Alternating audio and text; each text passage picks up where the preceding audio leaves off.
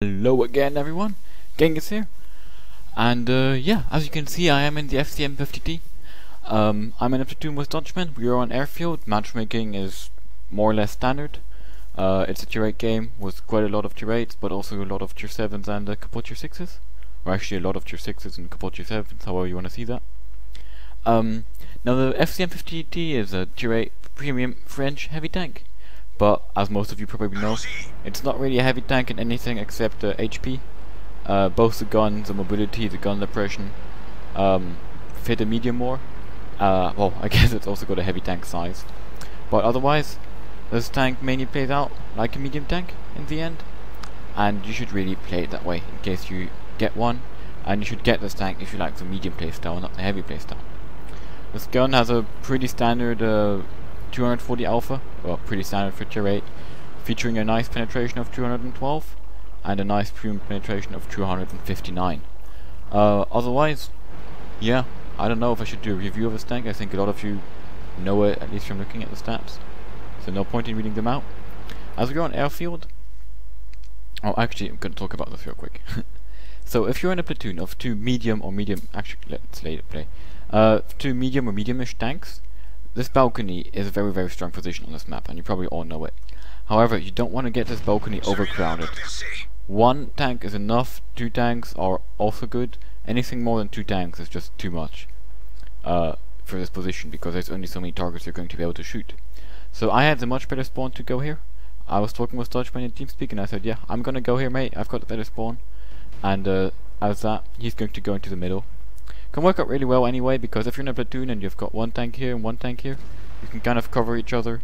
If I get hard pressed from here, I can just drop down and he's going to cover me, and if he gets under a lot of pressure, he can, you know, fall back to this area or back here, for example, and I can support him too. Managed to get a nice snapshot into that comment there, who was rushing at our off-clearing Spencer, who himself was rushing into kind of nowhere, but you get used to that in random battles. There is a Borzik in the back, and that's very important for me to know, because the Borzik just eats up a third or even half of my HP in one shot, depending on what gun he's using, and I basically have no chance of bouncing a Borzik. I kind of shoot very badly there, and I get a bit greedy, but I want to do this shot. Misses anyway. Why am I saying greedy? Well, because I was spotted and the Borzik is still there in the back, and he could very easily shoot me. But it seems that he was scared by me shooting him. And getting spotted, and he has fallen back or relocated. I see this one-shot comment. I really want to take him out, but I shoot clutch, as I am still scared of the Borzik and hit his turret. So I'm forced to go out again and eat a shot both from him and the T-34-85 in the back. In return.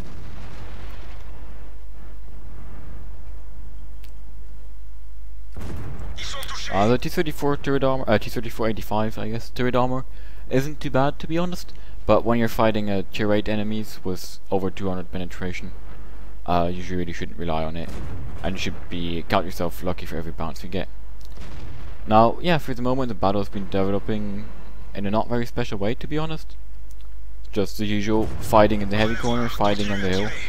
Dutchman is going out pretty aggressively, actually. And there's this Type 59 here, and as he is exposing himself ever so slightly, it's a really hard shot to make on him, I still decide to try and get it, you know, get the damage done, because he's spotting us all and able to get some side shots into our heavy tanks.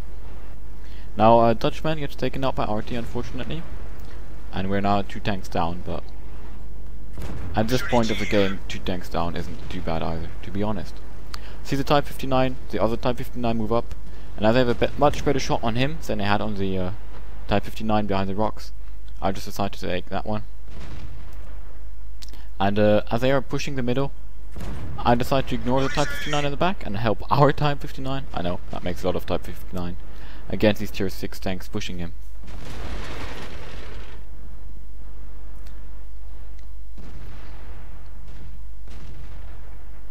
Yeah, we are now back 2 tanks up, having killed 4 tanks in quick succession, so that's always positive. And the battle is looking rather good. We have complete control of our side of the map. Type 59 should be able to at least hold that area, if not even push it, as he's nearly full life. With the Type 59, I mean that guy over there. Although the enemy still controls this area of the map, which is very annoying, but should not win them any games normally. However, our Nathon got taken out by the enemy T-43, which is a bit surprising as the Nathon was camping all the way in the back, which means that the T-43 is probably on the hill or down there. The T-28 gets spotted, the T-28 Proto gets spotted, sorry for that, and that's actually a pretty valuable piece of information, because, well, let's talk about this real quick. The enemies have two TDs. One is a Borzik, however the Borzik is spotted now there and was spotted there a couple of times, so I assume he's in this general area. As the T-28 Proto is also down here, it means that the enemies have no TDs in the back over here. They actually have no tanks over there except possibly an M41 Walker Bulldog. Actually, I'm talking crap because he's here. So yeah, that information allows me that peeking tells me that peeking around this corner is actually not suicide, because normally you have to be very careful here because you can get shot by that area. As there's no one there, I could peek out here to shoot at I-6 for example, in case I see him being reloading. But for the moment I want to take out the Borzik, and I managed to do so in a bit of a risky situation, and as you can see I immediately try and get some shots on the I-6, but I notice the T-43 coming for our base, and I decide to try and get some damage into him. However, he gets unspotted and I just decide to drop down and try and take him out to save our artillery. Airfield is really a map where artillery can be very powerful, and having our artillery in the game, especially as the game is developing very closely, having artillery is always a very good thing. And also I feel like I can body that T-43. I have more health, I can actually bounce a couple of his shots, my armor isn't that bad either. And yeah, I have the alpha advantage too. And I can actually ram him. The FCM 50T, it also has the weight of a heavy tank, even if it has the engine of like 2 mediums. But that's also a big advantage. Start by just going up on this first line, using my gun depression to put a shot into him and yeah, cover my reload. As soon as I'm reloaded though, I decide to go for him, because I see our heavy corner is starting to get under some heavy pressure, and I want to get back in the fight as soon as possible. I managed to get a nice 300 damage ram into him, tracking him, and allowing me to circle him, of course, because he's tracked. But that just shows you how good the mobility on the FCM 50T really is. Now the battle's looking kind of won right now. We still have 5 tier 8s left. They only have a T-28 Proto, a tier 7 RT, which is not a very good player, and an M41 Walker Bulldog. So right now I'm actually racing back over there to get some damage in. Like, that's what I was thinking when this battle was happening like this. However, looking at the minimap, I noticed that it looks like the M41 Walker Bulldog actually dropped down from the balcony he was up on for the rest of the game. So he can be anywhere right now, which is really interesting. And he's actually in the base, fighting our heavies in the side, I guess. Now the T-28 Proto takes out the Type 59 and the Tiger II in very quick succession. I guess they were very low life, and are apparently unable to penetrate the T-28 Proto, as he's still got the same amount of HP as when I last saw him.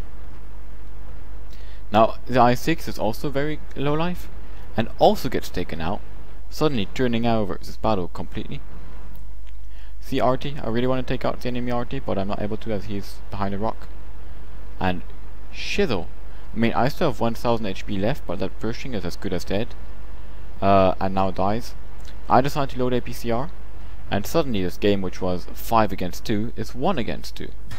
I get spotted by the Bulldog here, but managed to get a nice shot into him, using the wreck as cover to hide most of my tank, and also make it much harder for him to aim for me in general. And yeah, okay. What am I thinking right now? The T-28 Proto was last spotted here, in this corner. The T-28 Proto is very slow. The M41 was also there, but he's very fast. He can relocate very quickly. However, he's now a 2-shot, and whatever gun he has, I feel confident I can take him out either by bouncing 1 or 2 of his shots, or just eating them all, or ramming him, or putting back behind the corner while I'm reloading, whatever. I feel confident I can take him out without taking too much damage.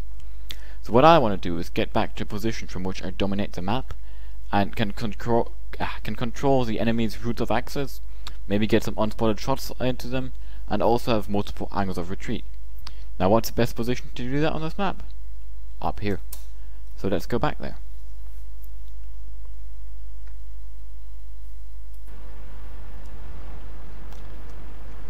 Now however, Even if the T-20 Proto is slow, he could be moving up over here. So I'm not going to go up this way and, you know, show him my side and stuff for a long period of time.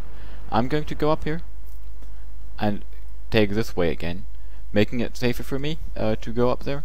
And in case I, for example, see him at this corner, I could still pull back in time, hopefully. T-20 Proto has a very slow turret traverse and track traverse speed. So yeah, here I am. I've loaded APCR, I want to win this game. And I'm gonna spam it until the end, if I'm not completely mistaken. And I don't even feel bad for it. So I don't get spotted here, which is very important for me to know. And yeah, I go back into these bushes. And okay, there is a Proto. I do not take that shot. I want to talk about that. In any, like, early game, mid game situation, I would have seen a T-20 Proto like that, seeing a tiny part of his tank, I would have taken the shot for the odd, I don't know, 10 or 20% chance that it hits. However, right now, the game is very close and I'm the only one left alive. The enemies are hunting for me. So if I shoot him, I'm probably going to get spotted, and even if not, he's going to know where the shot came from. And I don't want that to happen if I'm probably not going to hit and penetrate him, which is not the case, as he was nearly in cover when I spotted him. So that's why I did not take that shot, to keep the advantage of surprise on my side. Now if he has 6th sense, he will know he got spotted, and that might give my position away, but it's still less of a secure indicator than me taking a shot on him, basically. So yeah. I tell the M41 Walker Bulldog that the APCR I'm shooting was meant for the Proto, not for him, which is very much the case. And yeah, right now, you saw me turn before the M41 appeared. I had a feeling he was missing. I did not know where he was, so I wanted to take him out real quick. I wanted to take him out. I wanted to see where he was, and I had a feeling he might sneak on me from behind. And wait, okay, let's pause that real quick. So what happened? The M41 saw me, put a shot into me, or even two, and then started falling back. I got a shot into him, and he was a one shot. However, I was not around this corner, not reloaded in time to kill him before he went back here. So I had a choice of going out here and taking a shot at him, or staying and hiding but leaving him alive, even if I'm very low health. I decided to take the risk. I thought the T-20 Proto wouldn't be up the hill yet, but he actually was, standing in there, I think, and he got a very lucky shot into me. Okay, he was standing up there, into my engine deck, which was very unfortunate, to be honest. Now I see him come for me. I try and pretend as if I'm going this way. I should have, and then going this way, I should have probably waited a bit longer before doing that, because he probably saw me turn. I want to pause it here. So, what am I doing right now? I'm going forwards, but I'm slowing down. I have the impression he's going to either peek out or jump down to shoot me. What do I want to do? I want to shoot him when he jumps down or when he peeks out, maybe even track him, and then get away. See what happens. Did you see that shot? Like, I did hardly even see him, and I was nearly standing still, and he managed to shoot and bend me while dropping down like that in the T-20 at Proto. Like, honestly, good job to him, but that was very unlucky. I was thinking about going out there and maybe trying to circle him or whatever, but nah, that's not gonna work. Yeah, even the enemy M41 agrees, like, that was a retardedly lucky lock shot. Anyway, I have to get away now, so I'm going to go up the hill. I know he's going to be very slow at getting back up himself. He kind of lost his positional advantage to the height advantage on me by dropping down, allowing me to kind of move away. Right now I could also move away, like in that direction or that direction, but I don't feel like it's the best move. I want to know where he is and what he's doing. So what I'm doing right now is I'm proxy spotting him, or trying to. I don't actually think I'm going to spot him like driving around over here. What I think is that with a 50 meters proxy spot range, from this position I should be able to spot him, at least if he's going this way, and maybe even proxy spot him here. As I don't proxy spot him, I think he's going this way, following me basically. So what I'm going to do is follow him, following me, which means I should get up behind him. And wait, what? How did I not proxy spot him? So yeah, I guess he was already like at this corner. Got lucky I didn't spot him when going this way. He must have been like right there. And when I was in that bush, he must have been like 2 meters out of my proxy spot range. So I wasn't able to proxy spot him. And he takes me out.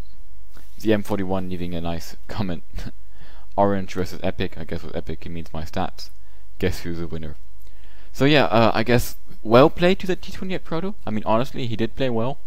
I also got a bit unlucky, did some small mistakes, and let's be honest, he got very lucky with those 2 shots where he basically like saw nothing of my tank. Both from up here like into my engine deck somehow, and then later went dropping down here. Anyway, let's have a look at the post-game stats. So, as you can see, I got a first class mastery medal, a high caliber, and a couple of useless medals too. I ended up doing 4,000 damage, getting 5 kills. Yes, if I would have killed him, I would have gotten a top gun, but I guess it was not to be. And I got 1,300 raw experience for that battle, which is not too bad either. I also drove 3.5 kilometers, while actually spending a lot of the game in rather static positions, showing you really like, this tank is fast, it really is. You get along as fast as most mediums and even faster than some, which is really, really impressive. I earned 116,000 credits, brutto, of which I earned 88,000 netto, even though it was a defeat, and well, I lost quite some money to shooting premium, but actually not that much. The difference between the FCM and the KV5 is while they both get special matchmaking, the FCM has around 40 more AP penetration, which really makes it a lot less necessary to shoot APCR than in the KV5. Basically, the KV5 APCR penetration is the same as the FCM 50T's AP penetration, just to give you kind of an indicator. So yeah, I hope you guys enjoyed this. If you did, of course, comment, like, upvote, share, and so on, and so on. And yeah, leave a comment please guys if you watched both this video and the KV5 video I showed you just before, which one you preferred, or if you just liked them both, or disliked them both. But yeah, please give me comments guys, I really want feedback from you. I know I say this every video more or less, but I do want that feedback just to know how I can improve this channel even more. Yeah, okay, thanks for watching, bye bye, gangers.